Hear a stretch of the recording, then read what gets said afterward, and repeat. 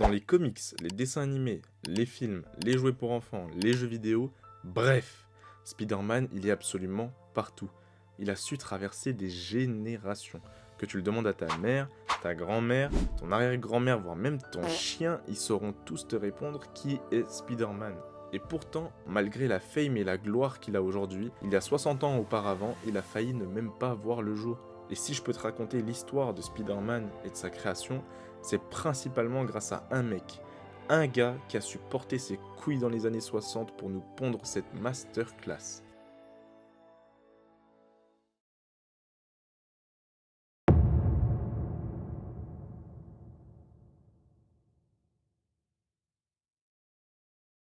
On est dans le début des années 1960. À ce moment-là, Marvel Comics vit dans l'ombre du géant qui est DC Comics, qui ont des personnages emblématiques qu'on connaît tous, comme Batman, Superman, Wonder Woman et beaucoup d'autres. Ce monsieur-là, c'est Martin Goodman. Il faut le retenir parce que c'est un mec important, très important, vu que c'est le créateur de Marvel Comics. Pourtant, il enchaîne les erreurs depuis la fin de la guerre. Il essaye tant bien que mal à trouver de nouvelles idées pour faire redécoller sa boîte. Du côté de son neveu qu'on connaît tous, Stanley Martin Lieber, et là je te vois arriver. Tu vas me dire, gna mais Xatus, c'est qui ce mec? Personne ne le connaît. Stanley. Son vrai nom, c'est Stanley Martin Lieber, mais il se fait appeler Stanley. Et il n'a pas n'importe quel rôle chez Marvel Comics, c'est le rédacteur en chef. Et à ce moment-là, la boîte touche tellement le fond qu'il est contraint de licencier son équipe de dessinateurs. Marvel Comics connaît une vraie chute libre.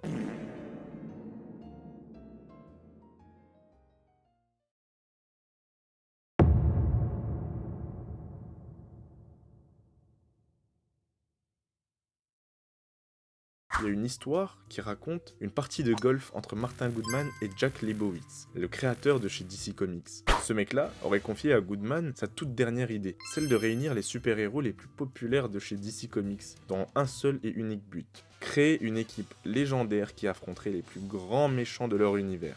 Et c'est à ce moment-là que la Justice League voit le jour.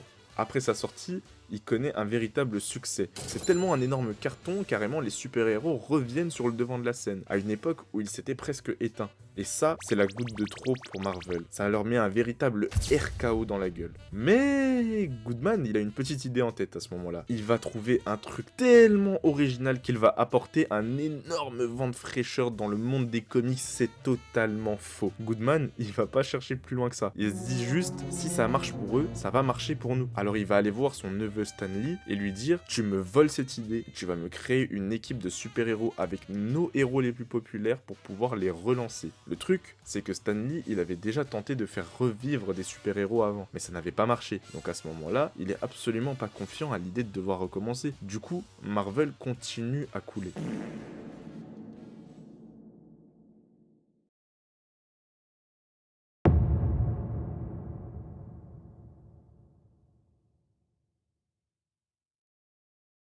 Suite à la demande de Goodman, Stanley y rentre chez lui, complètement épuisé, fatigué, il en peut plus. Il a qu'une envie, c'est de démissionner. Sa femme, elle le regarde comme ça. Et elle lui dit, est-ce que tu veux abandonner?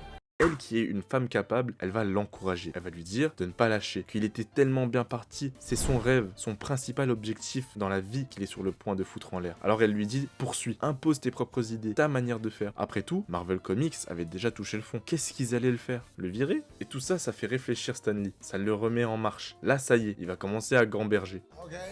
Il fait fonctionner son gros cerveau là, il prend plein de notes, il écrit, il efface, il réécrit, il efface, et il réécrit, et il réefface. Et là, il arrive enfin à trouver. Souviens-toi, Goodman lui avait dit de s'inspirer de la Justice League en prenant des personnages qui existaient déjà. Super. Alors Stanley, il utilise la torche humaine et fonde une équipe autour de lui. Mais pour l'occasion, il va créer les autres membres de son équipe et non prendre des personnages déjà existants. Alors on commence la fameuse recette. Et on prend un mec plutôt jeune et cool qui peut s'enflammer, un caillou humain géant, un homme élastique et une femme invisible. Et on mélange bien tout ça et on obtient les 4 Fantastiques. Alors attention, ils sont très loin de ce que représente la Justice League. C'est pas des héros qui ont un comportement irréprochable comme Superman, non. Les 4 Fantastiques, ce sont des personnages qui ont leurs propres problèmes personnels, des caractères bien distincts, des personnages qui se disputent entre eux, mais qui arrivent quand même à trouver un moyen de s'entendre. Des personnages tout simplement beaucoup plus humains. Et ça, c'est risqué pour l'époque.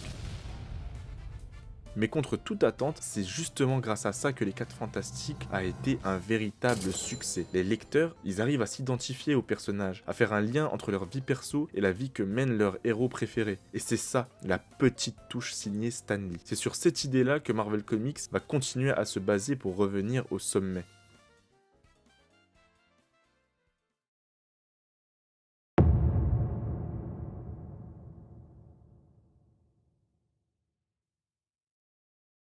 Grâce au succès des 4 Fantastiques, petit à petit, Marvel revient sur le devant de la scène. Mais il leur manquait toujours un petit quelque chose là, un petit truc pour vraiment être au sommet. Alors après la sortie de Hulk au début de l'année 1962, Stan Lee et Jack Kirby, le dessinateur derrière le personnage de Captain America et plein d'autres héros, préparent 3 nouveaux héros pour l'été. C'est pour cette occasion-là que naît Thor, le dieu de la foudre, et Ant-Man, le héros pouvant réduire sa taille et communiquer avec les fourmis. Mais Stan Lee, il avait du mal à trouver le 3e personnage. Et en même temps, la date limite pour publier les histoires approchait très vite, donc il fallait carburer. Alors il se dépêche, il termine le synopsis de Thor et Ant-Man, et il file l'écriture du script complet à son petit frère, Larry Lieber. Maintenant que ça c'est fait, il a le temps pour se consacrer entièrement à son 3e personnage. Alors à partir de là, tout va très vite. Un jour, Stan Lee lève les yeux au ciel et remarque une mouche en train de ramper sur un mur. C'est là qu'une idée lui traverse l'esprit. Et si un super-héros pouvait faire ça? Il veut aussi reprendre le schéma qu'il va utiliser pour les 4 Fantastiques et créer un héros très jeune, un adolescent qui aura des problèmes, ses complexes et ses responsabilités. Mais à l'époque, un autre personnage existe déjà, The Fly. Il est tellement ignoble, putain. C'est un ado qui se transforme en adulte super-héros grâce à un anneau magique. Pour éviter toute ressemblance, Stan Lee imagine alors que son héros reste adolescent même après avoir acquis ses pouvoirs. Une idée totalement nouvelle pour l'époque. Ça devrait marcher, pas vrai? Reste à trouver l'origine de ses pouvoirs. Plutôt qu'un anneau magique, il va opter pour une morsure d'une créature radioactive. Et ça colle avec le contexte de l'époque, car la science et les mutations fascinent beaucoup de monde. Et il lui manque plus qu'une chose, le nom. The Fly, qui veut dire mouche, Il est tellement ignoble, putain. est déjà pris. Donc il cherche un autre insecte qui grimpe au mur. Les 1000 pattes. Et là, il trouve un nom, Centipede Man. Dès sa sortie, il va exploser et va devenir le numéro 1 devant Superman et Batman. Il va se battre contre des aliens, il va même 1v1 Son Goku et lui faire un clé de bras. Pardon, je me suis grave emporté. On va revenir à la vraie histoire. Et donc je disais, il cherche un autre insecte qui grimpe au mur. Et il trouve l'araignée. Et là, il lui a pas fallu longtemps avant de trouver le nom. Spider-Man. Avec toutes ces merveilleuses idées, il est confiant. Il sait que ce qu'il vient de trouver allait réellement fonctionner. Alors il trace. Il court vers le bureau de Goodman pour lui dévoiler ce qu'il voulait faire. Il ouvre la porte et il lui explique tout. Et là, dans le plus grand des calmes, Goodman va lui répondre: Stan, that is the worst idea I have ever heard. il vient de se prendre la clim de sa vie. Goodman vient de le refroidir d'une puissance, même les pingouins trouvent qu'il fait plus chaud sur la banquise que dans le bureau de Goodman. Stan Lee, il est dans l'incompréhension totale. Alors Goodman lui explique tout. Il lui dit qu'en premier lieu, les gens détestent les araignées, ça leur fait peur, et qu'un héros, ça ne pouvait pas s'associer à quelque chose qui faisait peur. Ensuite, il lui dit que le fait qu'il soit jeune, ce n'est pas pertinent, que les adolescents sont faits pour être des acolytes, à l'image de Robin dans Batman. Il lui dit même que le fait qu'il ait des problèmes personnels, ce n'est pas bon, alors que les 4 Fantastiques avaient marché grâce à ça. Visiblement, Goodman ne veut pas admettre que la méthode Stan marche très bien. Donc après ça, Stan Lee, il quitte le bureau de son oncle, complètement déçu. Il sait plus quoi faire. Mais vous savez, quand vous n'arrivez pas à exprimer quelque chose, vous êtes frustré. Et la frustration, c'est ce que Stan ressentait après avoir quitté ce foutu bureau. Il n'arrivait pas à se sortir Spider-Man de la tête. Il était convaincu que ça marcherait et il voulait à tout prix raconter son histoire. Alors là, il a une idée qui lui pop dans la tête comme ça. Là. Si le Big Boss voulait pas que Spider-Man ait sa propre série, alors il fallait trouver un autre moyen pour raconter ses histoires. Quitte à ce que ça floppe, il fallait que pour Stan, Spider-Man soit publié. Alors comment est-ce qu'il va faire? À l'époque, il y avait un magazine publié par Marvel Comics appelé Amazing Fantasy. Ce magazine était littéralement en train de mourir. Plus grand monde l'a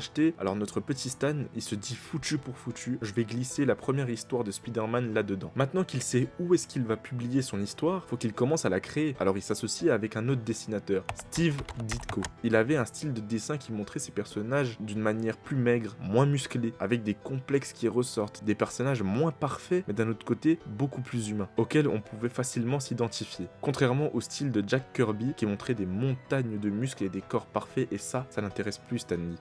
Alors on reprend la recette. Un jeune ado complexé, une araignée radioactive qui le mord, le style de dessin de Steve Ditko, la plume et le gros cerveau rempli d'imagination de Stan Lee, et on mélange bien, et...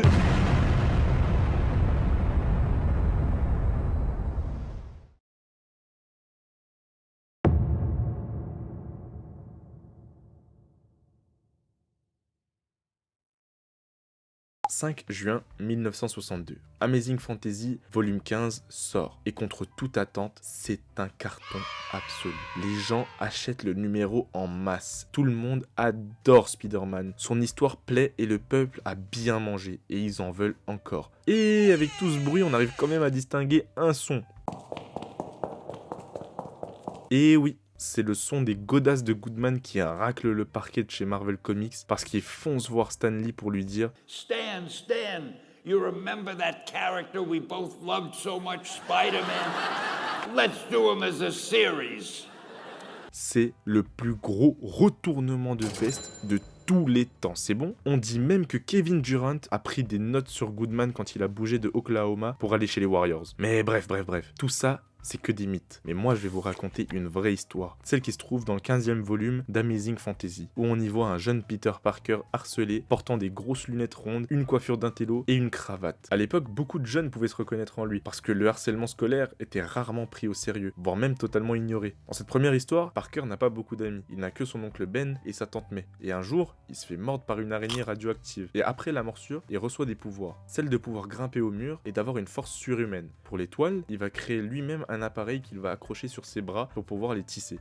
Et on le rappelle, Peter c'est un ado, alors il a pas d'argent, donc il va vouloir participer à un combat de catch pour gagner 100 $. Et ce combat, il va le remporter haut la main. Et après sa victoire, il va participer à une série télévisée dans laquelle on le voit pour la première fois dans sa tenue emblématique, en train de montrer au monde ses pouvoirs pour capter l'attention.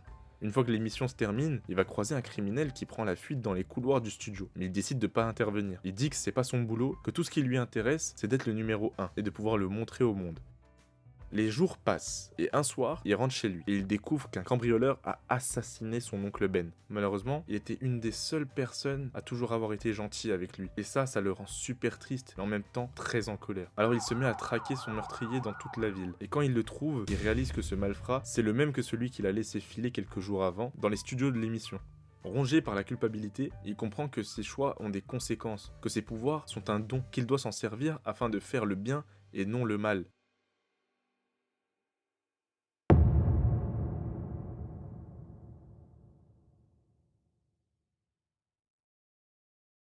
Après cette apparition dans Amazing Fantasy numéro 15, tout le monde veut plus d'histoire avec Spider-Man. Le mec a la cote. Alors dès la fin de l'année 1962, il aura bien évidemment le droit à sa propre série de comics, The Amazing Spider-Man. Et à partir de cet instant, c'est une véritable fusée qui décolle et la popularité de l'homme araignée monte en flèche. Il deviendra par la suite celui qu'on connaît grâce à de multiples adaptations. Très rapidement, en 1967, on pouvait découvrir Spidey sur la télé avec le tout premier dessin animé qui lui était dédié, avec son générique que tout le monde connaît.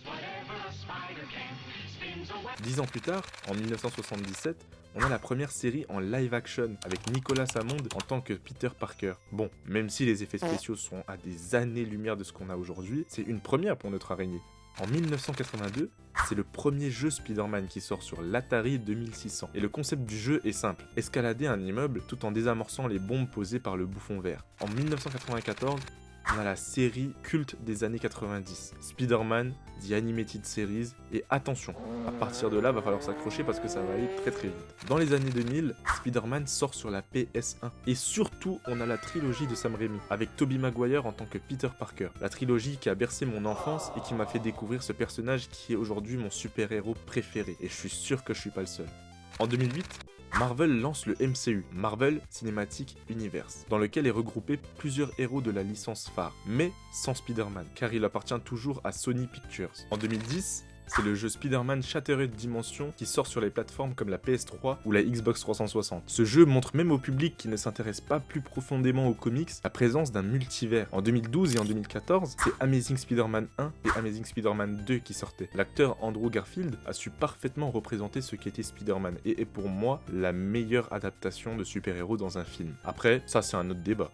En 2016, Disney, propriétaire de Marvel Studios qui avait trouvé un accord avec Sony Pictures, décide d'inclure Spider-Man dans le MCU, à l'occasion du film Captain America Civil War. Peter Parker sera joué par Tom Holland, qui lui aussi aura sa trilogie en 2017, 2019 et en 2021. En 2018 sort l'iconique Marvel Spider-Man sur PS4, tout simplement un de mes jeux vidéo préférés. Mais il y a aussi le film qui aura reçu un Oscar pour le meilleur film d'animation, Spider-Man Into the Spider-Verse. Ces deux adaptations auront leur suite en 2023 avec Spider-Man Across the Spider-Verse et Marvel Spider-Man 2.